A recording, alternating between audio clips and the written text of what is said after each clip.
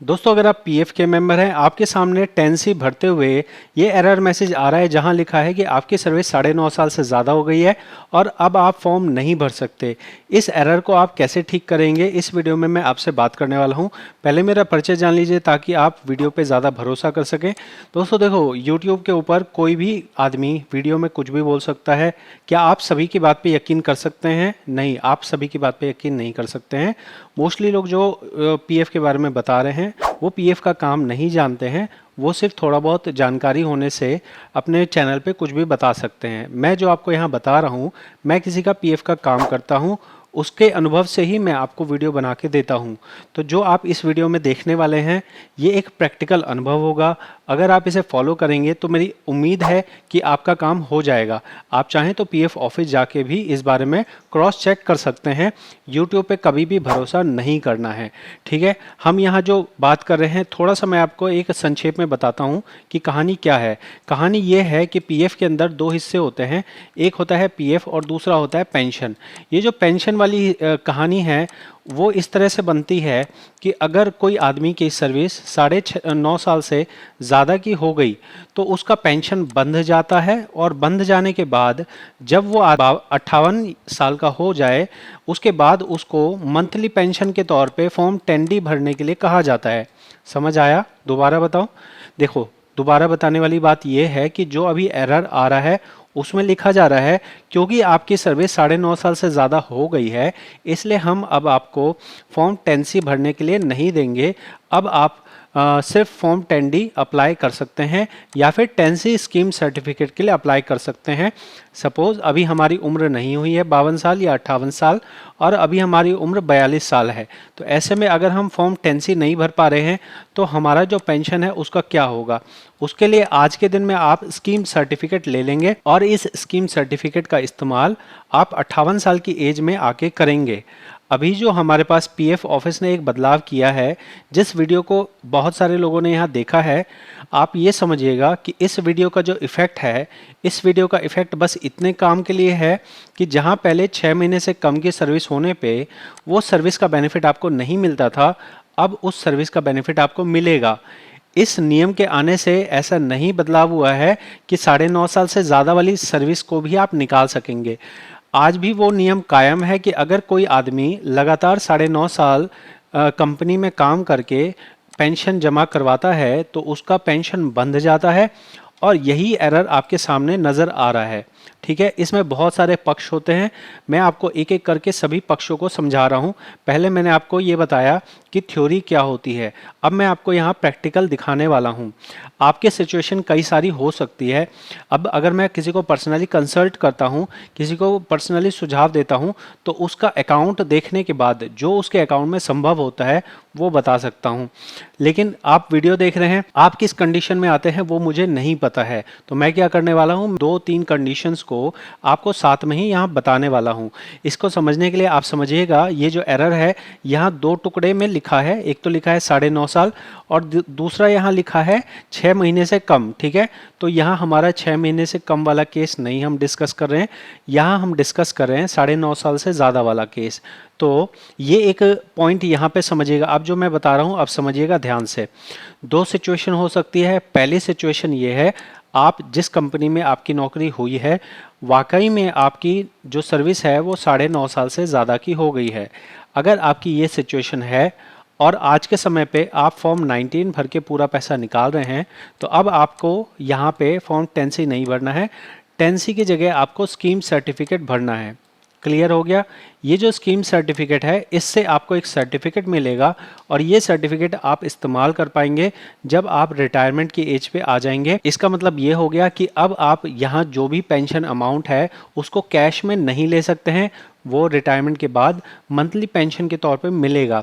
अब बुरा मत मानिएगा, अगर रिटायरमेंट से पहले मेंबर एक्सपायर हो जाता है तब जाके अगर वो उनका परिवार चाहे तो उनको फैमिली पेंशन के तौर पे इस वाले मतलब ये जो 10 साल वाली सर्विस है उसका बेनिफिट मिलेगा, ठीक है। ये हो गई एक सिचुएशन जहां एक्चुअल में आपकी 9.5 साल की सर्विस बनी है।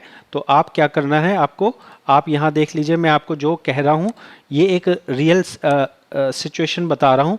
हमने यहाँ पे क्या करा, पहले अगर हम टेंसी टच करते हैं तो हमें ये एरर आता है।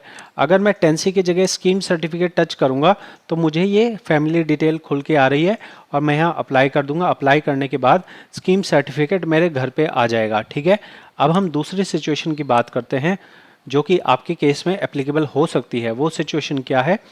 वो सिचुएशन इस तरह से है कि बहुत सारे कर्मचारी क्या हो रहे हैं, उन्होंने एक कंपनी में काम किया 3 साल, दूसरी कंपनी में काम किया 4 साल, तीसरी कंपनी में काम किया 2 साल, अगली कंपनी में काम किया 1 साल, और ये सारी सर्विस मिलाने के बाद इनका जो यूएन नंबर है वो यूएन नंबर इस पूरी सर्विस को काउंट कर रहा है। समझ आया? पूरी सर्विस को काउंट करके इकट्ठा करने के बाद भी अगर आपकी सर्विस 9.5 साल से ज़्यादा की हो गई तो आपको ये पेंशन निकालने के लिए नहीं देगा। ऐसे में भी अगर आपने यहाँ फॉर्म 19 निकालने का लिए किया तो आपको 10C का स्कीम सर्टिफिकेट लेना पड़ेगा। ठीक है, अगर आप 19 नहीं निकाल रहे हैं तो आप यहाँ क्या करेंगे, फिर आपको 10C भी नहीं भरना है।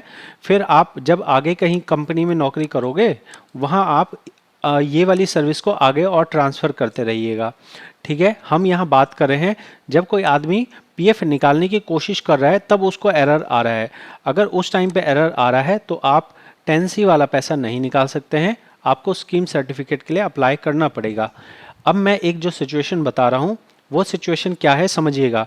जो मैंने यहाँ कंडीशन बताई है वैसी ही कंडीशन है, बस इसमें फ़र्क क्या है? फ़र्क ये है, जब आप यहाँ कहते हैं कि मैंने 3 साल, 4 साल, 2 साल, 1 साल ऐसे नौकरी की है तो आपने इन 3 सालों वाला पैसा ऑलरेडी निकाल लिया है।